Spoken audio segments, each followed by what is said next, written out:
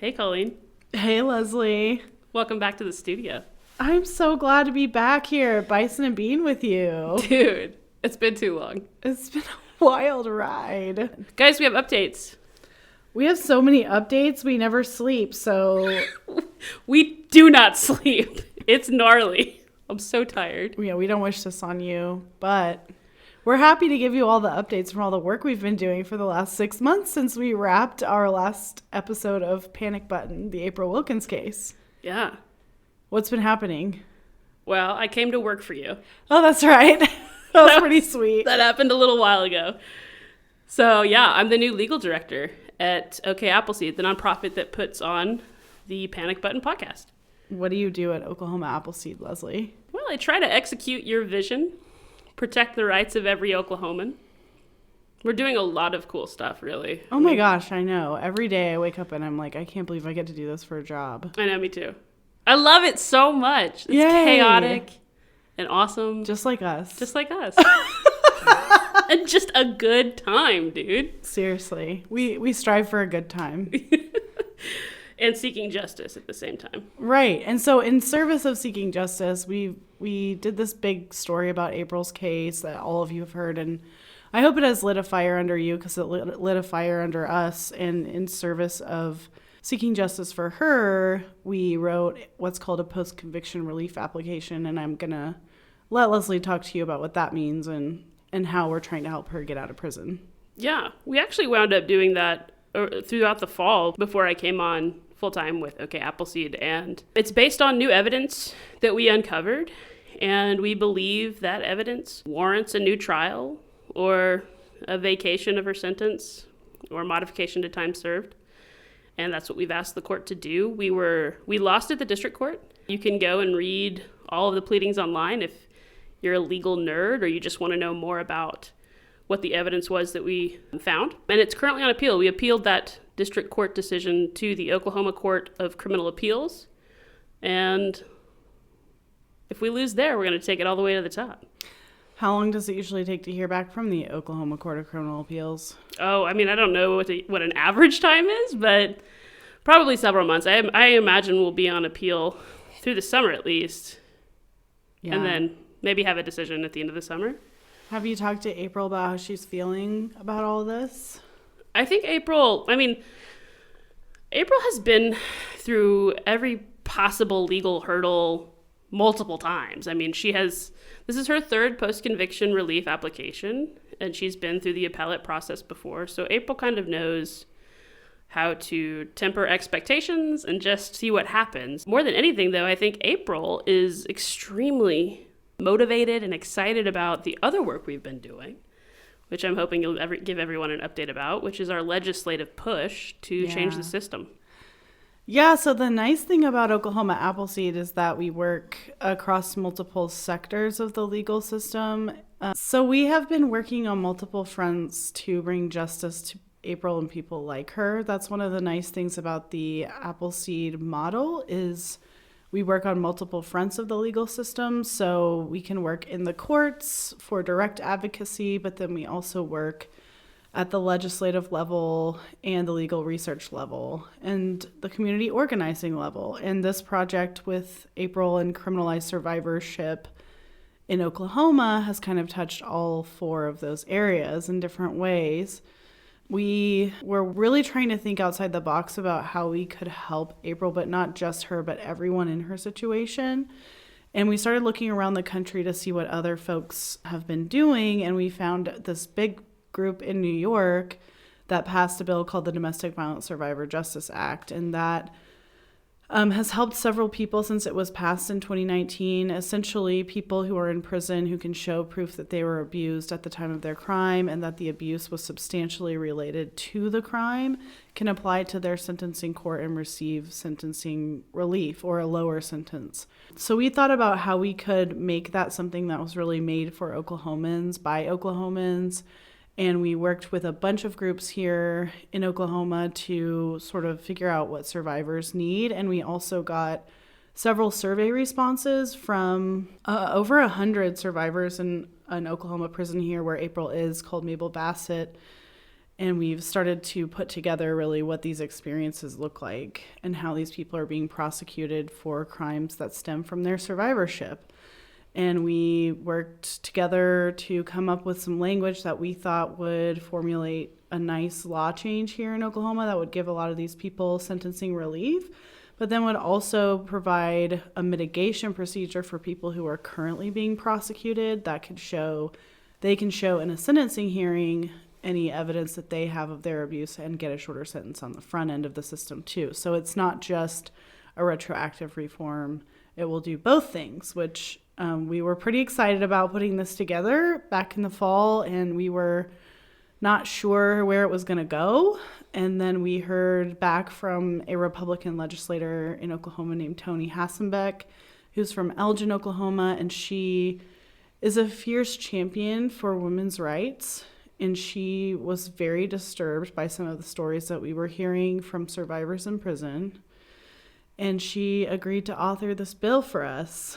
Does the bill have a number?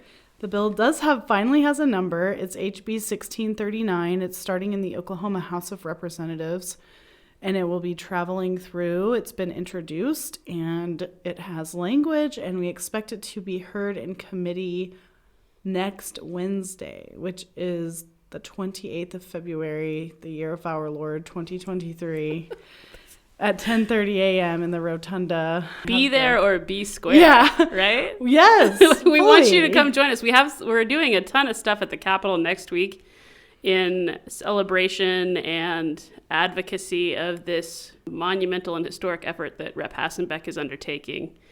And Colleen's going to give you some of those deets. Yeah, so we'd love to see anyone who's in the Oklahoma City area next week. We have 2 Capitol days that volunteers are free to come and meet us in the Supreme Court hallway. We will have water and snacks and talking points and anything you will need to be prepared to speak to your legislators. That date is February 27th. We will start advocating at 9 and probably be there all day until 5. There's a bus leaving from Tulsa, Oklahoma, from OSU Tulsa downtown that will leave at 8:30 and arrive to the Capitol at about 10 and leave the Capitol at about 3 and be back by 4:30 to make sure everyone can pick up their kids and things like that. So if you need a ride, do not hesitate to hop on the Just Bus. Just Bus. I named it myself, and I'm really proud of it. Oh, man. Just Bus or Bust. Let's say that 3 times fast. I was afraid I was going to mess Bus it up or on the first bust. time. Dude, the Just Bus. The Just Bus. If you're in Tulsa, you do not want to miss the Just Bus. I feel like I'm gonna set everybody up with a playlist, and it's gonna be fire. So fire. So, get on the bus or don't. Drive your ass down there. I don't care. We want to see you there, though. We want to see all of your faces, even if it's like, I'm just here because I listen to the podcast. I don't care. I want you there. Yeah. We want you there. We think that, just to support this bill, to support what Rep. Hassenbeck is trying to achieve for survivors of domestic violence in the state of Oklahoma, it's historic.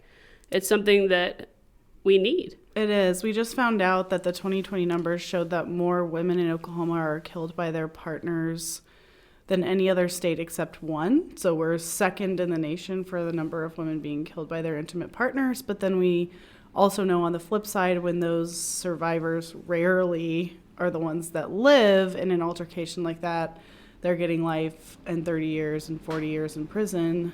And it's not a rare situation. Yeah, which is actually kind of a good segue. It is a good segue. Into our teaser. We're previewing also today this season 2 for Panic Button. Panic Button, season 2. Should we say the title? Yeah, we should say the title. It's a good title. Operation Wildfire. Yep, Panic Button season 2, Operation Wildfire. We can't spoiler you tonight about why it's called that. Absolutely no spoilers, but we'll just say this, that the question I think that season 2 is going to be exploring is a lot of people, plenty of people, have rightly asked, why didn't April just leave? I think that that's not a strange question to wonder. Why didn't April just get out and get away?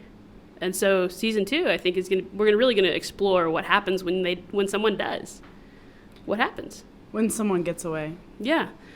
What happens to the abuser? What happens to that person? And yeah, I also think it speaks to what happens when people band together to try to stop a violent person. Yeah. And the power in that, but also the questions that kind of like causes. The obstacles, the challenges, and then, questions about tactics, questions about results, questions about, I think, systemic, I guess failings is the word, but it doesn't seem to really do it justice. It's more like systemic, like I'm thinking of, well, my sink is broken right now, so it's like clogs, right? Mm-hmm. Like the way that the system is just clogged and can't function, and you can't get the water through to the pipes on the thing. I don't know if this metaphor is working, but he's doing all these hand motions. I have sink troubles right now, so it's what's top of mind. But I think also it's just like,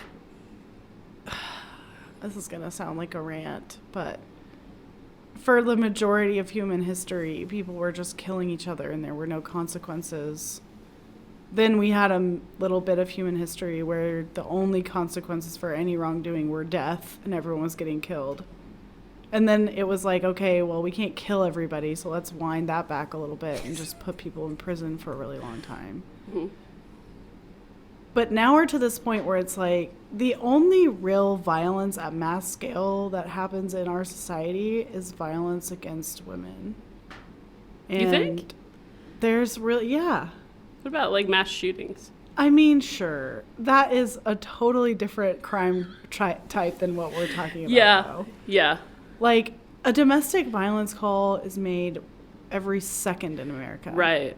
I mean, we've seen the data here in Oklahoma City, our largest metropolitan area. Yeah, so 43,000 domestic violence calls made in 2021, and less than 1,000 of those led to arrest. And so it just starts to ask this question about, like, this is the most prevalent type of violence that the system is the most bad at responding to. That I agree with wholeheartedly.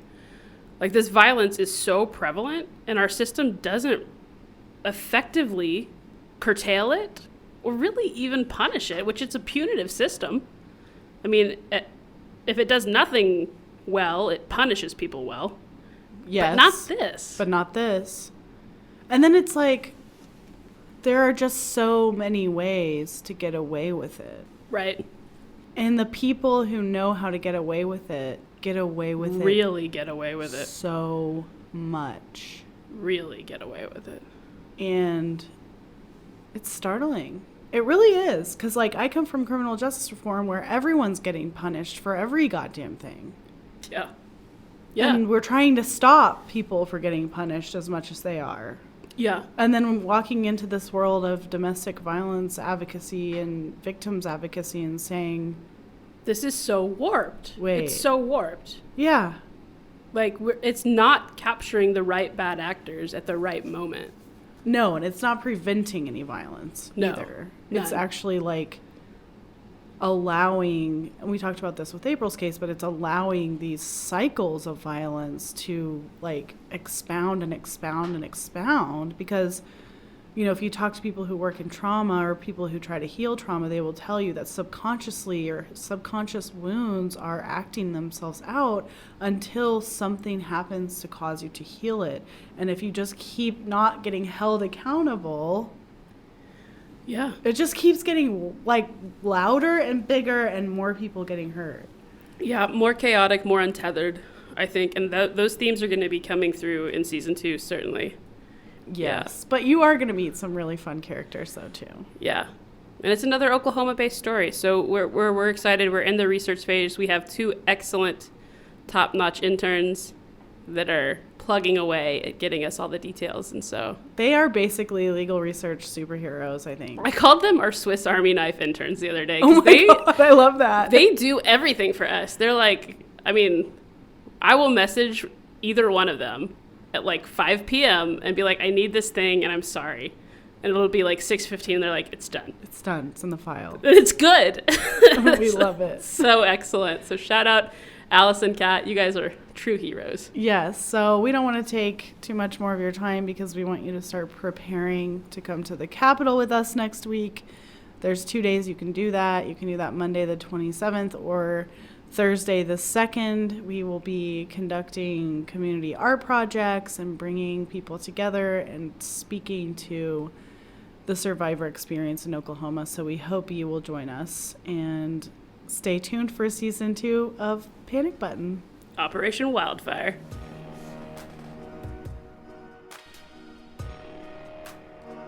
Panic Button is a co-production of Oklahoma Appleseed Center for Law and Justice and Leslie Briggs. We're your hosts, Colleen McCarty And Leslie Briggs. Our theme music is Velvet Rope by Guillaume. The production team is Leslie Briggs and Rusty Rowe.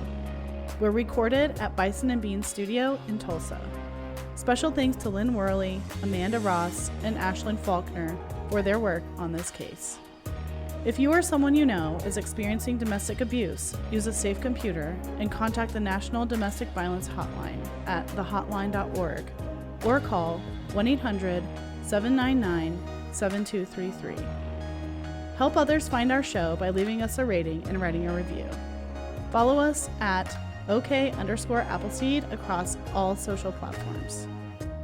You can subscribe right now in the Apple Podcasts app by clicking on our podcast logo and then hit the subscribe button. If you want to continue the conversation with other listeners, please join our Panic Button podcast community on book clubs. Join for free at bit.ly/3NRHO8C. Thanks so much for listening.